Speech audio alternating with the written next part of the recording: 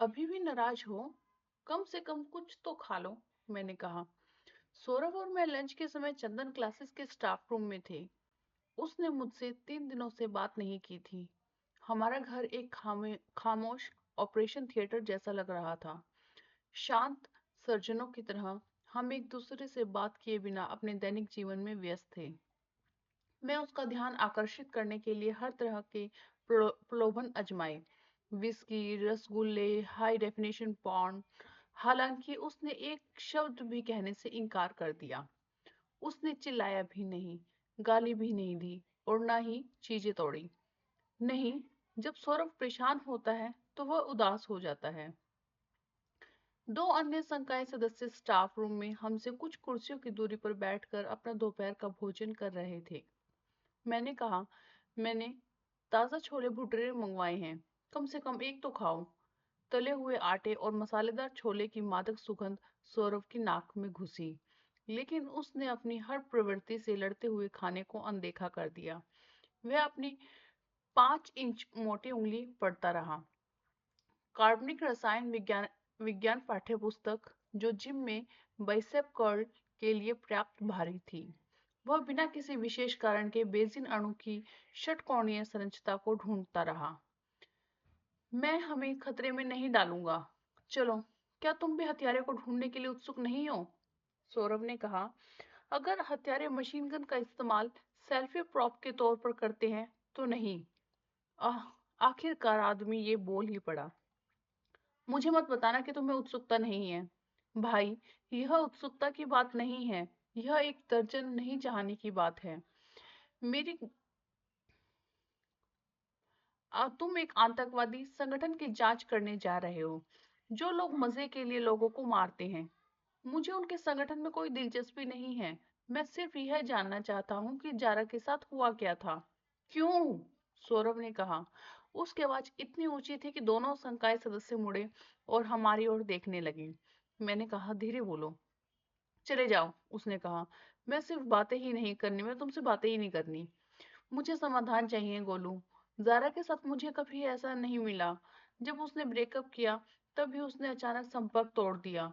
अब जब वह वापस आना चाहती थी तो वह हमेशा के लिए चली गई और उसके पास बहुत सारे सवाल अनउत्तरित रह गए। मुझे कभी समाधान मिला ही नहीं। माफ करना, ये क्लोजर क्लोजर तुम करते रहते हो। क्लोजर आखिर होता क्या है भाई? रहने भी दो। मेरी कभी कोई गर्लफ्रेंड नहीं रही, इसलिए मुझे ना तो इन सब के बारे में पता है और ना ही मुझे इनसे निपटना है। सिर्फ अच्छाई ही अच्छी है। तुमने कहा था कि तुम मेरी मदद करोगे, दिल से, दिमाग से, याद है? भाई, तुम अपना दिमाग इस्तेमाल करो, वरना वे तुम्हारा सर काट देंगे। यह सिर्फ डीन की बीवी को नाइटी में देखने के बारे में नहीं है। यह तारीख अजूमा है। तहरीक अ-जिहाद, मैंने कहा और मुस्कुराया। जो भी हो, बस तिजोरी का सारा सामान राणा को सौंप दो। यह उस पर छोड़ दो। जैसे वह कुछ भी कर सकता है। वह लक्ष वह लक्ष्मण को जेल में सड़ने देने में खुश है। यह लक्ष्मण का दुर्भाग्य है और देश का दुर्भाग्य है कि हम इस तरह के मामले सुलझाते हैं। हमसे इसका कोई लेना देना ही नहीं है। मैं समझता हूँ। ऐसा क्यों ना हो, हम अंततः पुलिस के पास जाएं, लेकिन थोड़ी और जांच खुद ही कर लें, सुरक्षित तरीके से। कैसे? मैं तुम्हें बताता हूँ। क्या तुम पहले छोले भटूरे खा सकते हो? मैंने कहा। देखो, यह भटूरा कितना मुलायम है। मैंने खाने की प्लेट उसकी ओर बढ़ा दी। सौरभ ने प्लेट को ऐसे देखा जैसे उसे कई सालों बाद अपना खोया हुआ बच्चा मिल गया हो। सौरभ ने कहा, मैंने नाश्ता भी नहीं किया। क्यों? तुम्हें दिखाने के लिए कि मैं परेशान हूँ, सौरभ ने कहा और एक भटूरा फाड़ दिया। उसने गुफावासी की तरह खाया। 10 इंच लंबे फूले हुए तले हुए ब्रेड को कुछ ही सेकंड के टुकड़ों में खा गया। मैंने कहा, अपना गुस्सा कभी भी खाने पर मत निकाला करो। हमारे जैसे ट्यूशन मास्टर्स आखिरकार किस तरह की जांच करेंगे? सौरभ ने पहला भटूरा खत्म करने से पहले दूसरा भटूरा पकड़ते हुए कहा। मैं कुछ खास करने की योजना नहीं बना रहा हूँ। मैं बस सिकंदर से बातें करना चाहता हूँ। वह जारा का परिवार है। सुतेला भाई, वह जो शायद AK-47 को फोन पावर बैंक की तरह अपने साथ रखता है। चलो पहले उससे फोन पर बात करते हैं। नहीं भाई, एक बार उन्हें तुम्हारा फोन नंबर पता चल गया तो वे तुम्हारे पीछे ही पड़ जाएंगे। हम उस पाक सिम से कॉल करेंगे। मुझे यकीन है कि संपर्क एस वही है भाई, सौरभ ने कहा और रुक गया। क्या? सौरभ ने अपना हाथ उठाया और मुझे रुकने को कहा। 5 सेकंड बाद उसने जोर से डकार ली। दोनों अध्यापकों ने घृणा से हमारी ओर देखा। आकर्षक, मैंने कहा। जो भी हो, मैं कह रहा था भाई तुम उसे फोन कर सकते हो, लेकिन रिकॉर्ड के लिए मैंने तुम्हें पहले ही कहा था तुम बिना वजह पंगा ले रहे हो। हम मेरे कमरे में बिस्तर पर बैठे थे, हमने एक एक रजाई ओढ़ी हुई थी। तुम्हें कैसे पता कि एस वही है? सौरभ ने पूछा। मैंने कहा हम पता लगा लेंगे। मैंने नंबर डायल किया। हर घंटे के साथ मेरा दिल थोड़ा तेज धड़क रहा था। किसी ने कॉल का जवाब नहीं दिया। 10 घंटियां बजने के बाद मैंने कॉल काट दी और अपना सिर हिला दिया। मृतांत, सौरभ ने कहा। हाँ, कोई जवाब नहीं। और इसके साथ ही ज़ारा लॉन की जांच समाप्त हुई। शुभ रात्रि, सौरभ ने कहा। वह बिस्तर पर लेट गया और खुद को रजाई से ढक लिया। मैं एक बार और कोशिश करूंगा, मैंने कहा। मैंने फिर से नंबर डायल किया। कोई जवाब नहीं आया। कोशिश करते रहो, कोई नहीं उठाएगा, उसने रजाई के नीचे सिर रखते हुए कहा। भाई, यह अलग विषय है। क्या तुमने टिंडर ट्राई किया, जिसे मैंने तुम्हें बताया था? जाहिर है तुम मुफ्त में सेक्स कर सकते हो। मैंने उसकी बात अनसुनी कर दी और अपना फोन एक तरफ रख दिया। मैंने कहा, अपने कमरे में जाकर सो जाओ सौरभ। नहीं भाई, आतंकवादियों की इतनी चर्चा के बाद मैं अकेले नहीं सो रहा हूँ। गोलू, अपना आकार तो देखो, तुम्हें अकेले सोने में कैसा डर? सौरभ ने कुछ नहीं कहा और सोने का नाटक करने लगा। मैंने बेड साइड लैंप बंद कर दिया। उसके बगल में लेट गया और मेरे ऊपर स्थिर छत पंखे की काली रूपरेखा को घूरने लगा। मेरे दिमाग में विचारों की बाढ़ आ गई। क्या मैं वास्तव में जारा को नहीं जानता था? क्या मैं एक ऐसी लड़की के लिए तरस रहा था और उसे आदर्श बना रहा था जो, क्या वह कोई और थी? या फिर हमारे ब्रेकअप के बाद वह बदल गई? क्या मेरे माता पिता के अपमान से ने उसने कट्टरपंथी बना दिया?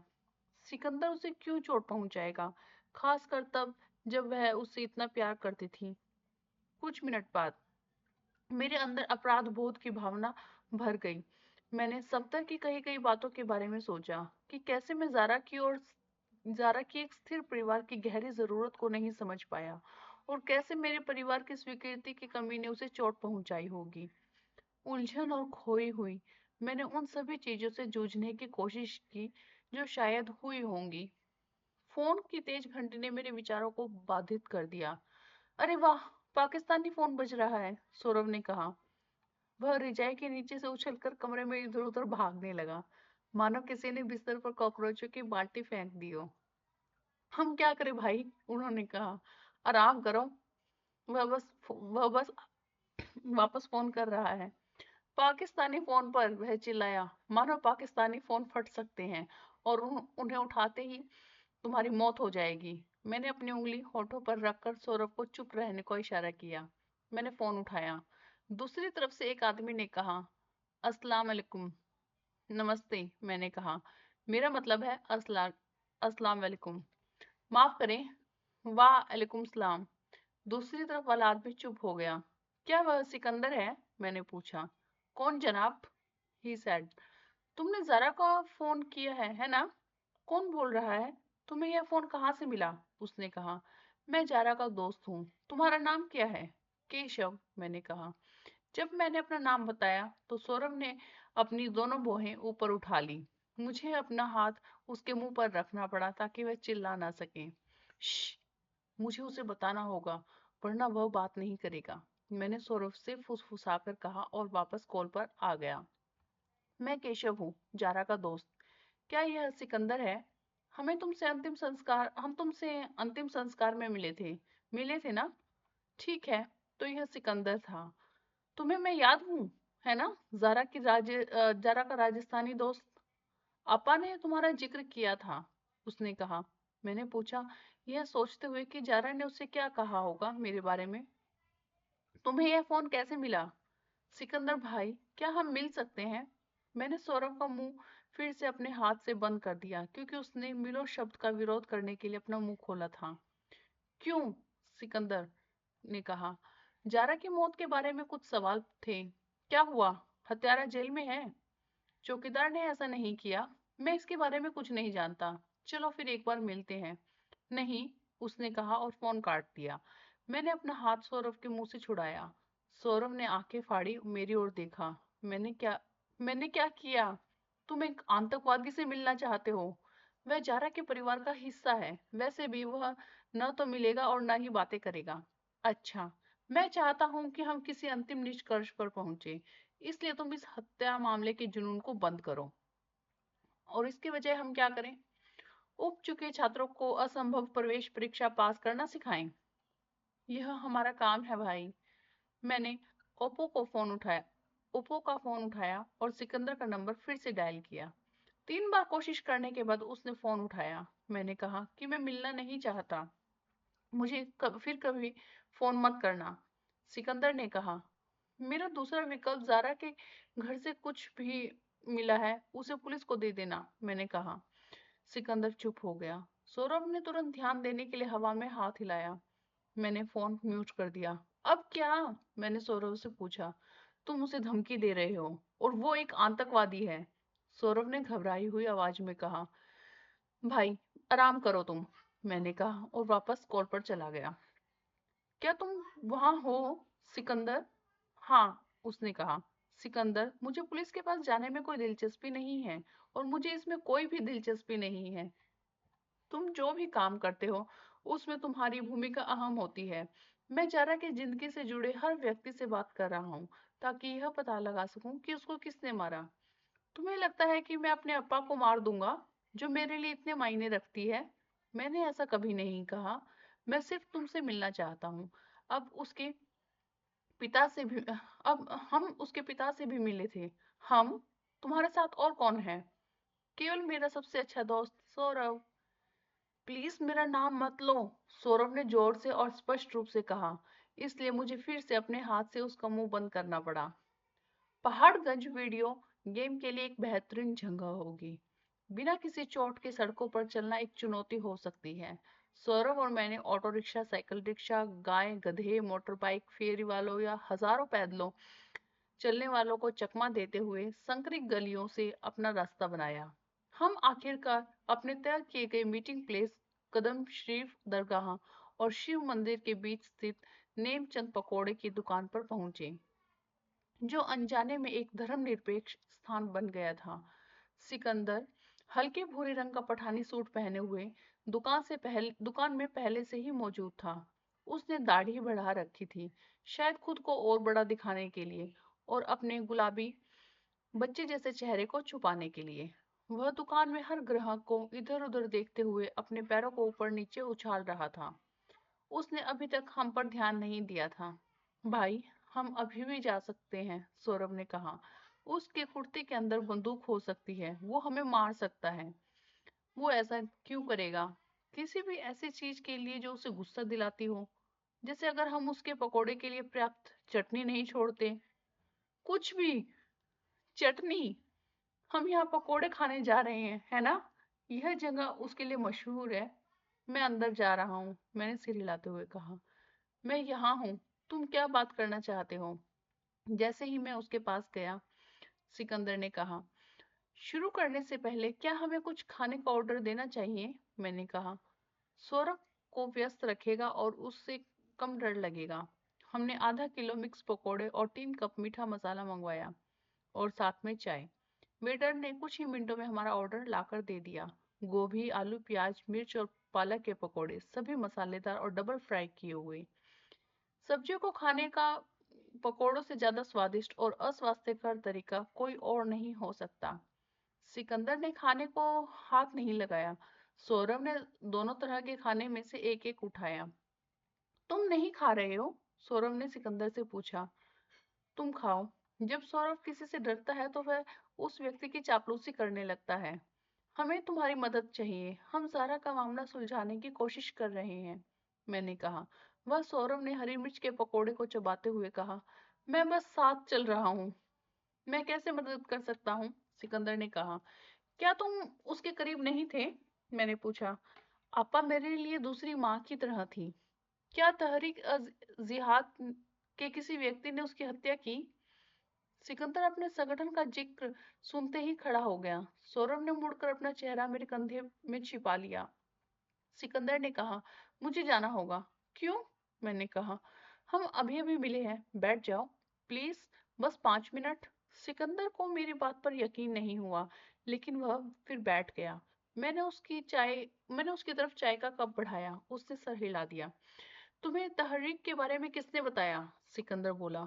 मुझे लगा था कि तुम्हें अप्पा के अलावा किसी और में कोई दिलचस्पी ही नहीं है।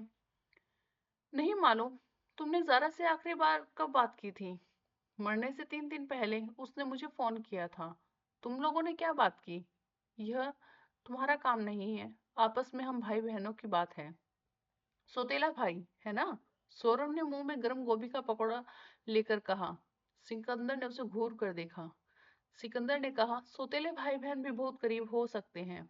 बिल्कुल, सौरभ ने अपनी खास चापलूसी भरी आवाज में कहा। कुछ ट्राई करो सिकंदर भाई, मिर्ची पकौड़ा बहुत बढ़िया है।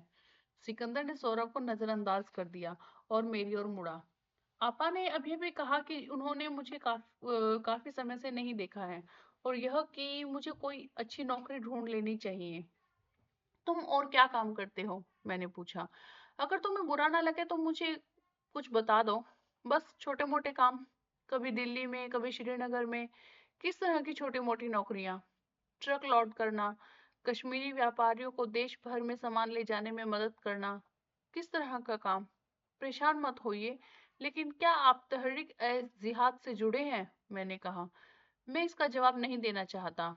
तुम्हें इसकी परवाह क्यों है? मैं बस इतना जानना चाहता हूँ कि क्या ज़ारा तहरीक से जुड़ी थी? कम से कम यह तो बता दो सिकंदर। बिल्कुल नहीं। तो फिर? मैंने कहना शुरू किया, लेकिन सिकंदर फिर खड़ा हो गया। क्या? मैंने कहा। तुम क्यों खड़े हो को? उसने कोई जवाब नहीं दिया, बल्कि रिवॉल्वर निकाल ली। सौरभ का मुंह खुला का खुला रह गया। हालांकि सिकंदर ने हमें ऐसा करने के लिए नहीं कहा था, लेकिन सौरभ ने बहुत ज्यादा फिल्में देखने की वजह से अपने दोनों हाथ ऊपर उठा लिए। उसके एक हाथ में प्याज का पकौड़ा था। सिकंदर भाई, हम तो बस बात कर रहे हैं, इसकी क्या जरूरत है? मैंने अपनी आवाज को यथासंभव शांत रखते हुए कहा। चुप हो जा, बहुत हो गया। मैं जानता हूँ आपा और तुम्हारा रिश्ता बहुत पहले ही खत्म हो चुका है। अब तुम ये जासूसी क्यों कर रहे हो? उसने मेरे चेहरे पर बंदूक तान दी। मुझे लगा जैसे मुझे दिल का दौरा पड़ गया है। मैंने अपने हाथ फैलाकर सांत्वना दी। मुझे खेद है कि मैंने आज तुम्हें परेशान किया। मैं सिर्फ बात करना चाहता था। मैं जा रहा हूँ, मेरे पीछे मत आना, समझे? सिकंदर के दुकान से बाहर निकलते ही वेटर, ग्राहक और दुकान मालिक अपनी अपनी जगह पर जम गए। वह बाहर गली में पहुंचा और बंदूक वापस अपने कुर्ते की जेब में रख ली। कुछ ही सेकंड में वह पहाड़गंज की भीड़ में गायब हो गया। वह चला गया है, मैंने सौरभ से कहा। तुम अपने हाथ नीचे रख सकते हो। ओह, सौरभ ने कहा। हाथ अभी भी ऊपर ही थे। जो मुंह में है उसे तो खा लो कम से कम। सौरभ ने अपना गला साफ किया और बोला। क्या बकवास है? सौरभ चिल्लाया। मेरे माता पिता हैं। बकवास बकवास बकवास। केशव, मैं तुम्हारे साथ फिर कभी नहीं आऊंगा। हम ट्यूशन लेते हैं। हम जेम्स बॉन्ड के भतीजे नहीं हैं। हम ठीक हैं। वह कायर है, वह भाग गया। भाड़ में जाए। तूने कहा था आओ हम सिर्फ पकोड़े खाएंगे। वह हमारा ही पकोड़ा बना देता। मैंने दुकानदार को इशारा करके बिल मांगा। कोई बात नहीं साहब, इसे मुफ्त ही समझिए, दुकान मालिक ने हमारे जाने तक अपनी सांसें रोके हुए कहा।